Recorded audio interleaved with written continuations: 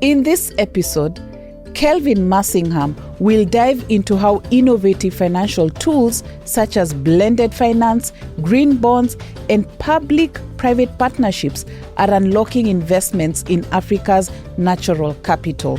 He will explore how these models work and the potential for scaling sustainable finance across the African continent. And today on the set, we have Kelvin Massingham, the Director of Risk and Resilience at FSD Africa. Welcome, Kelvin. Thanks, Dorothy. So, Kelvin, you have been an entrepreneur. You have an actuarial background. I know you're very passionate about actuarial science. Why climate and why nature? I think it's a good question. I think I've always been motivated in my career by impact. I really need to believe in what I do. And I learned that pretty early on in my career. Mm-hmm. I was working for a big South African insurance company developing products for sort of fairly wealthy individuals, and wasn't really fulfilled in doing that. And so from then on, every decision that I've taken in my career has been sort of impact driven. And I think it's only in the last 5 years that I've really been involved in the climate and nature space, mm-hmm. Working for FSD Africa. And I think a big motivation for me is that this is these are some of the biggest long-term systemic risks that we face as humanity. Mm-hmm. And part of the thing is that we actually know this is going to happen. There's not a lot of things that we're pretty certain of in life. We don't know what's going to happen to interest rates or stock prices. We don't know what's going to happen in the American election. There's many things that we're uncertain about, but actually, if you look at the science, we're really certain that the world is warming, that we're heading towards a scenario where things are just very difficult on the planet, and at the same time that we're degrading the nature that we all depend on for life, for our economic activity, at a rate that's really unsustainable. And so the time to act is now. There's an urgency about it. And so being an advocate for that, actually doing something about it, is something that I'm really invested in, passionate about, to create a future for our children, for generations that are to come. You had to bring in the actuarial aspect of uncertainty and certainty. So let's talk about natural capital. Mm-hmm. What is the role of private investors in natural capital? So I think, if you look at the situation at the moment, mm-hmm. And historically, nature has largely been publicly funded. Yes. So, the type of models that you see is conservation or protected areas. Mm-hmm. And these are public assets. They're funded from fees, like conservation fees and permits and levies and things like this. And so it's been up to the state to finance those things. And there haven't been good examples of how you can marry like a revenue, an asset that's privately investable with biodiversity outcomes. That's starting to change, mm-hmm. And we're starting to see models of that. But we need to see a lot more of that. So if you look at sort of the quantum of nature finance that happens globally at the moment, only 18% comes from the private sector. So it's a very small proportion. And we're way below the levels that we need to be at in order to kind of be nature positive, to be sustainable. And we're probably about 40% of the level that we need to be. And public resources are constrained. Yeah.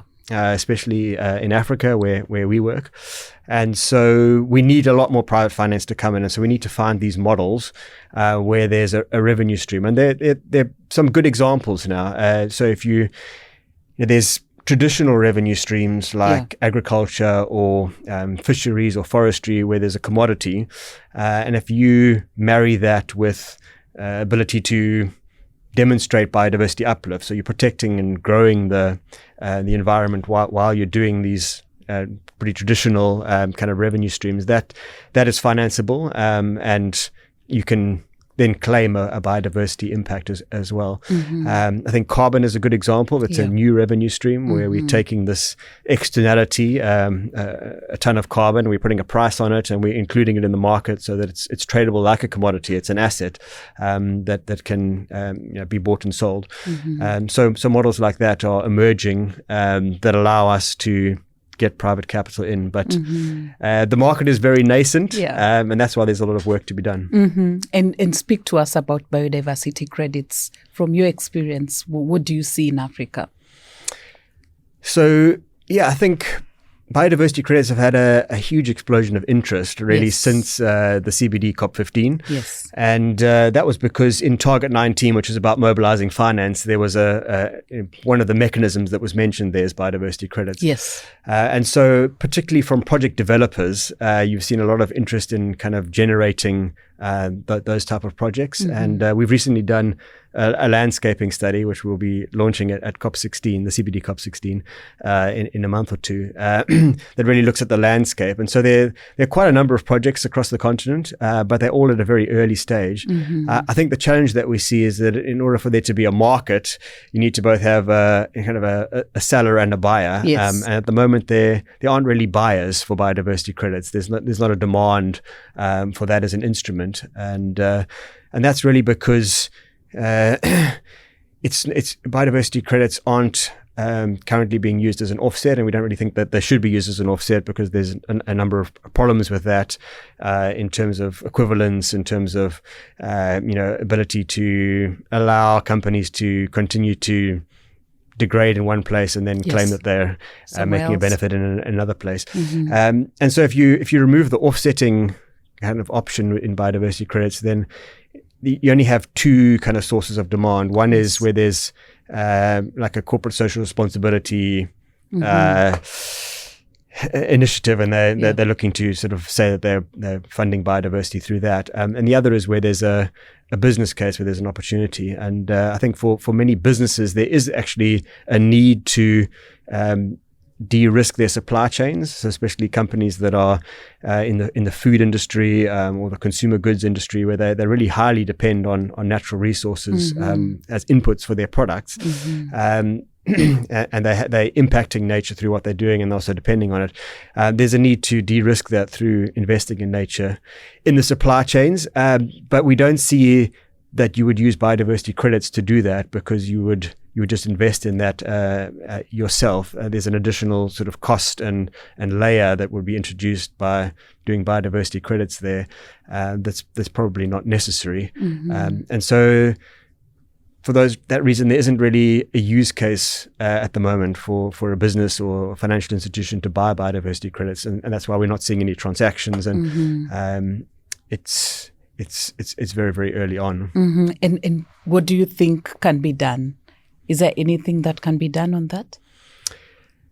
I think that we need standards and frameworks to be developed. I think part of the problem with the carbon markets as they developed is that they're voluntary and so unregulated. Yes. And what tends to happen in a situation like that is that commercial interests dominate, and that environmental outcomes can then be compromised. Exactly. And so you need the guardrails of policy and regulation. And so before we dive into creating a market, which is much more complex than carbon, and needs much more regulation, I think we need to have the right guardrails in place to establish it. And I think we need the real economy, businesses and financial institutions to properly understand the impacts and dependencies first, so that it creates the demand for actually investing in these things.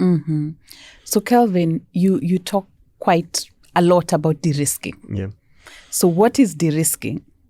And what are some of the de-risking kind of mechanisms that you have come across in the course of your day-to-day work at FSD Africa and across the continent? So I think de-risking is important when it comes to creating the right risk-return profile for private investment to come into an asset class.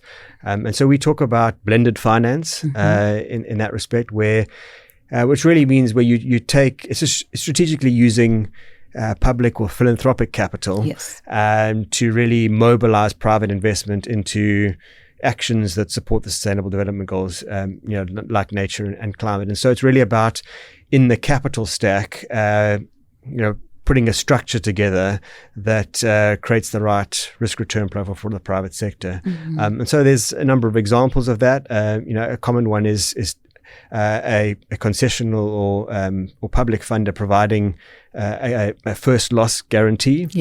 So if something were to go wrong with the investment, there'd be a default. They're the ones who take the first hit Yes. And so that then provides a safety net for the other investors that have a kind of higher tranche in the capital stack. And another one is guarantees, which really often apply to debt finance, where a public or philanthropic funder can guarantee to the lender that that if something was to happen on a default, that they would be covered. And so these are common types. You can also get like technical assistance that sits alongside an investment that helps to provide the capacity and the development of the project. And so funds that would otherwise have been used for that are not necessary, and so that kind of de-risks it because there's a lower cost of capital. So Kelvin, we were having an argument the other day, and somebody said that even with the de-risking mechanisms that they exist, you find that the crowding in of capital from private investment private investors is still quite low, and so there's an element of perceived risk. What can you say about that? Yeah, well, I think you need to understand that where private investors are coming from is a very competitive environment where they have policyholders and shareholders that they're accountable to. They have a fiduciary duty. And so any investment they look at has to produce a return that's commensurate with the risk and that compares to other options. And in many cases, there's a huge amount of capital that exists, in Africa, $2.5 trillion US dollars in assets under management. A lot of that sits in fairly risk-free investments like government bonds, government securities, which in Africa provide a fairly good return. And so when you're talking about other opportunities, they need to compete with that. And given that kind of these nature-based solutions are a new asset class, and financial institutions, businesses are unfamiliar with how to understand them, how to price them. That results then in sort of an additional risk premium that they need to be compensated for. And so even sometimes when there is a de-risking available, it's not sufficient, to really convince them that they need to get involved. And so what we need is some good demonstrations with those that are willing to initially take some more risk, that actually there is a commercial return here and that some of the risk is perceived. And so a lot of the work that we do is trying to create those demonstrations of the commercial case. And when we look at the continent, is risk-free, government risk-free returns really risk-free?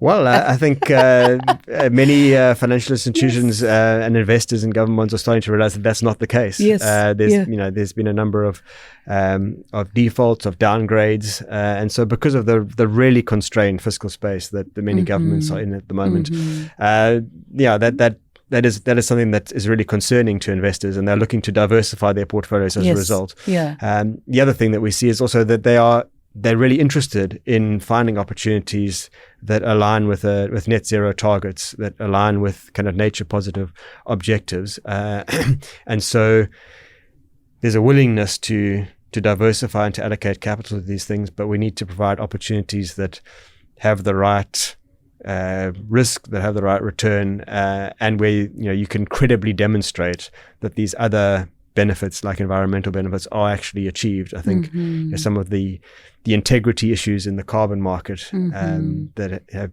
emerged over the last 2 years have really caused conservatism from investors and just a hesitancy to really trust without very credible scientific based outcomes being able to be demonstrated. And I want to draw in the science. Why is the science important? In fact, let me ask, is the science important even for investors? Yes, because I think if you're going into an alternative asset class, and one of the primary reasons for that, in addition to achieving a return, is because you're concerned about the environment and you want to make sustainable investments. And you're taking some additional risk often in doing that. Then it's very important that you can explain both to your customers, to your policyholders, to your shareholders, that actually that has been achieved. And you don't want the reputational risk that you say you've done something, but actually it turns out that the outcome was Yes. very, very different. And so the science is important. And when we talk about nature finance, that's a lot more complex than in the carbon space, where a ton of carbon is a fairly simple metric, but biodiversity is complex, and the different biomes have different ways in which you need to measure the biodiversity in that biome, and so that adds a complexity. It means that things can't be easily replicated, and so that's an additional challenge that we need to overcome in order to really see kind of credible, high integrity nature investments materializing. And Kelvin, really balancing the rigor of science and the practicality that businesses and investors need is not an easy task. What do you think could be done to kind of, bring this to a point where information can be available, the science is credible, but the science is also well understood by those who need to make decisions? Yes, I think for a marketplace to develop, you need to have a way of connecting the supply and the demand. Yes. And at the moment, that in the nature finance space particularly, that's very disconnected. And so you have projects that are really focused on achieving the science and being credible, but are not very able to speak investor language. Exactly. How to structure a transaction, how to do business models, demonstrate revenue, answer the sort of risk questions that investors have.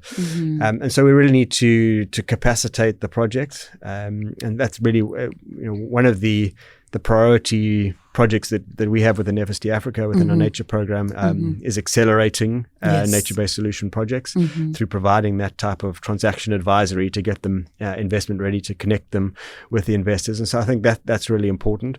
And I think the same is true for the supply of capital for those that are investing.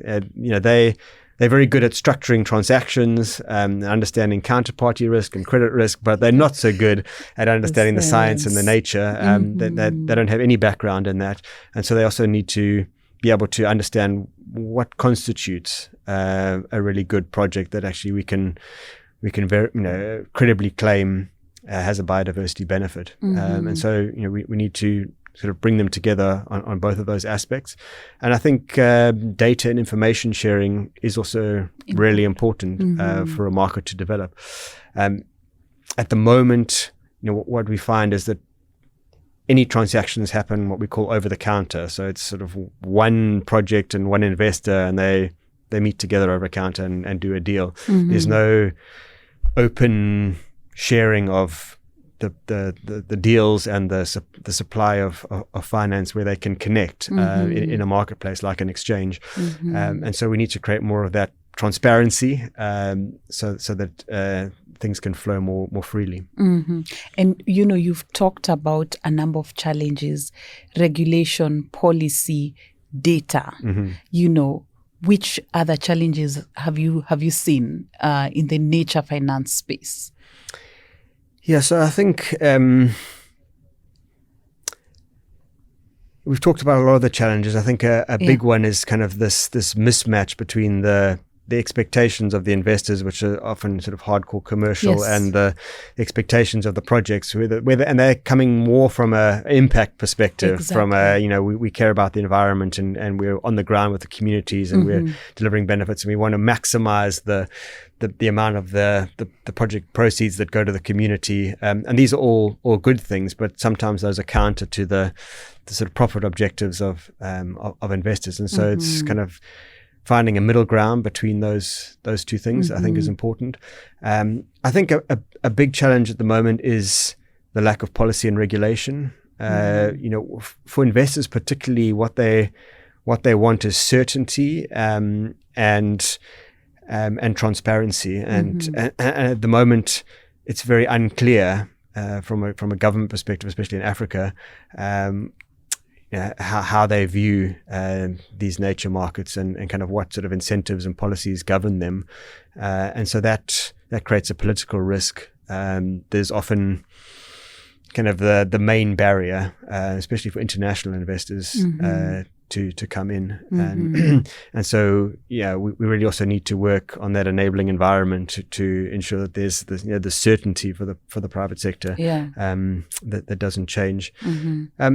I think another challenge is that nature-based solutions require often a high upfront capital investment that it has then a long payback period. You actually just see, to restore biodiversity and protect biodiversity and to demonstrate that in a particular area is a long-term thing. Yes. It's not a quick fix.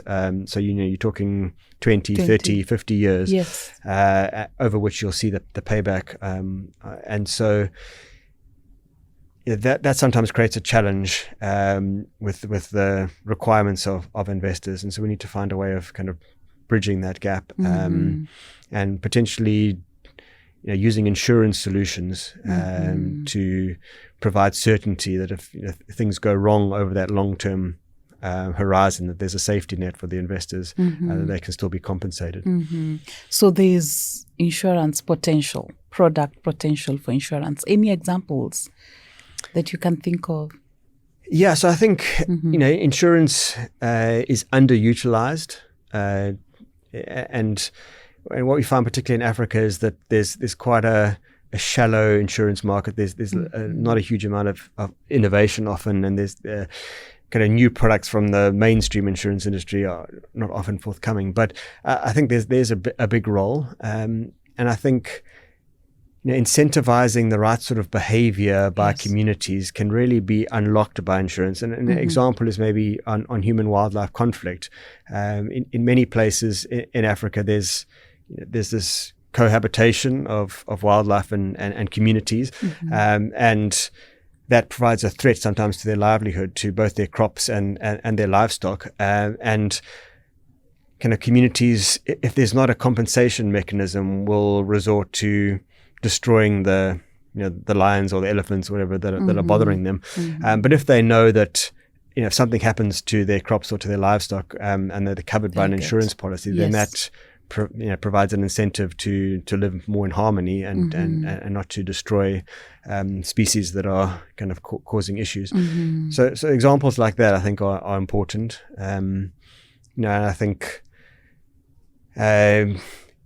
also in getting investment into nature and carbon, sort of it's like another de-risking solution, insurance, and kind of so enabling investors to have confidence that if things go wrong, that the risk is transferred, that they will still be able to receive their return, is kind of an important role that insurance plays. Yeah, and look at, for example, the early stage, the early stage exploration product or solution on geothermal. Yes. Geothermal these are natural resources. Yes. Can you speak about that? What is that supposed to do?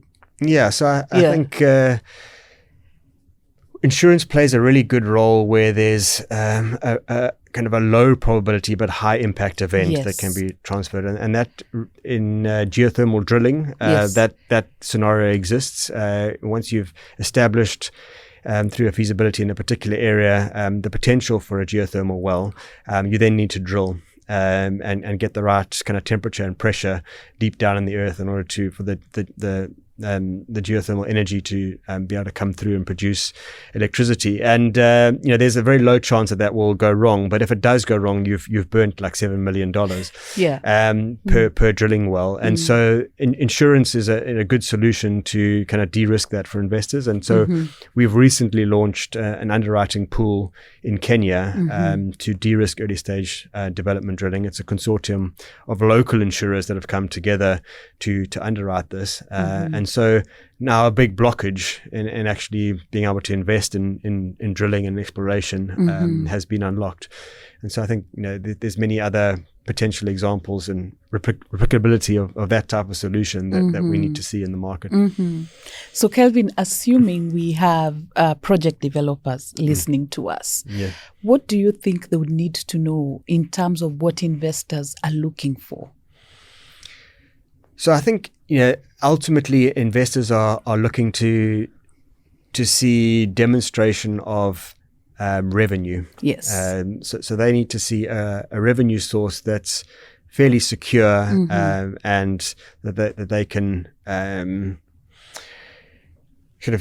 guarantee, not guarantee, but that is fairly secure over the long term. And they're also interested in liquidity. So are they able to sell this if they need to, and they're interested in kind of the downside risks and how those are mitigated. And so all of those things are really, really important and need to be well communicated in a professional way, in a way that investors can understand. And what role can organizations such as FSD Africa play in that process? Yes, I think there's a very important role for donor capital to help develop the market by providing the capacity to these projects. And so, the accelerator program that we are now launching is designed to do exactly that, to provide the technical assistance both on the kind of the investment side, engagement, but also on some of the biodiversity and carbon and legal side, the project development services that are required. And so each project will be different, but has specific needs that they must be met in order for them to get to an investable stage. And so accelerators and kind of grant technical assistance can really be used effectively to help get them to the right place where they can get the investment they need. So now let's speak to the young professional, straight out of campus, trying to figure out a career.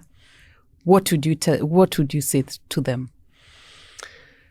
So I think that there is a huge amount of opportunity in Africa to be involved in the sustainability space in lots of different career paths. And so, in the financial industry, kind of marrying the financial side with a ecological kind of understanding, with a scientific understanding is a real gap in the market. We need much more of sort of rounded young professionals who understand both sides. That doesn't really exist that much, and so I think there's a powerful opportunity to kind of pursue a career where you're blending those two things.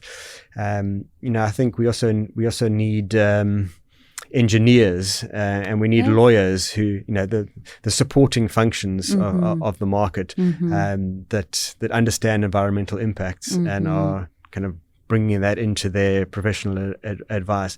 And so I think in most careers, given such an important, a vital consideration, that there should be in some of the professional education and the way that you approach your roundedness as a young professional, that you consider these aspects.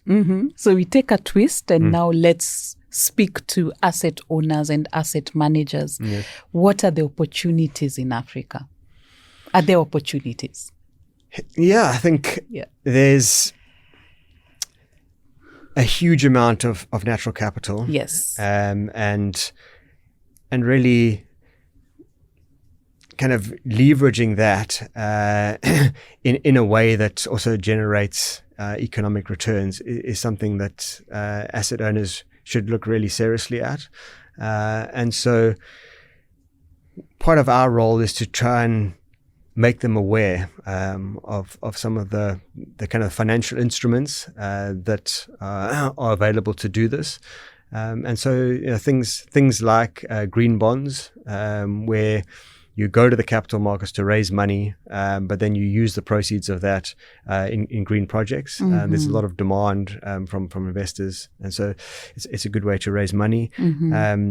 I think conservation bonds, which some of our anchor members are working on, where some of the proceeds from the coupon is diverted to a conservation or biodiversity outcome, and there's an outcome payer who tops up that reduced coupon at the end if the right outcomes are achieved. I think in linking kind of debt finance to environmental KPIs is something that can align incentives, and so if in banks in their lending, if they can introduce performance indicators that are linked to the environment, where the coupon rate, the repayment rate on the bond changes depending on whether you achieve those or not. Mm-hmm. That can really align incentives. And so, for example, as the recipient of the lending, if you're able to demonstrate really credible kind of biodiversity uplift or carbon removals or community benefits over time, then you can pay a lower interest rate, a coupon rate, a repayment rate. Mm-hmm. But if you don't, then you're kind of penalized by paying a higher one. And so that's a way for financial institutions like banks to ensure that they're getting the finance to achieve the right things, but they're de-risking it, because if those aren't achieved, then they get a higher return. Mm-hmm. When we are still on debt, what about the debt situation in a number of African countries? Any solutions, any ideas on how to use natural capital, for example? Yeah, so I think there's a number of options. Yeah. It is a very, very difficult space, and yeah. I think it's probably one of the biggest challenges that Africa faces in terms of development, and that accessing capital at such an expensive rate from the debt markets really inhibits the ability to really grow and develop. And so if there's a way that we can reduce that debt burden and link it to environmental outcomes, that's very helpful. So debt for nature swaps, for example, which have happened in a number of African countries, starting in the Seychelles, are a particularly useful type of instrument where the debt is restructured at a lower coupon and repayment rate, and that saving is put into a special purpose vehicle, yes, which then can be deployed for achieving green outcomes. Yeah. I think in the same way that financial institutions can include KPIs yes, in their lending, there can be KPIs linked to government lending as well. So that if you achieve certain environmental outcomes, that you then have cheaper financing. So these type of incentive-based lending structures, I think, can be really useful. You make nature finance sound so simple, and it's a very interesting space. So, Kelvin, if you had a magic wand and all you needed to do was just flip it, and there would be change, what would that one thing be that you'd want to see? I think that part of the challenge is that there's a lot of opportunity, there's a lot of projects, but kind of connecting the 2.5 trillion assets under management to those projects is particularly challenging. Yeah. And I think where the change starts and is really effective is where the leaders of the financial industry, the leaders that sort of own that capital, understand the opportunity, understand the responsibility, and start to drive that change in the organization. And so I think if I was to be able to kind of get a magic wand and all of the CEOs of all of the big banks and financial institutions and businesses were to understand this and to get it and to make it a core part of their strategy, then I think we would see radical change within the industry. And so, I think the ultimate objective is that all of finance is green finance, and that kind of leadership on the continent really understands that. And I think we're off to a fairly good start on that, because we have a number of very significant financial institutions on the continent that are working with African National Capital Alliance, where there is that commitment from senior leadership. But we need to see a lot more. Yeah. So I hope the CEOs have heard that. Ladies and gentlemen, Kelvin Massingham, Director of Risk and Resilience at FSD Africa. Thank you so much for joining us, Kelvin. It's a pleasure, Dorothy. Yeah. Oh my God.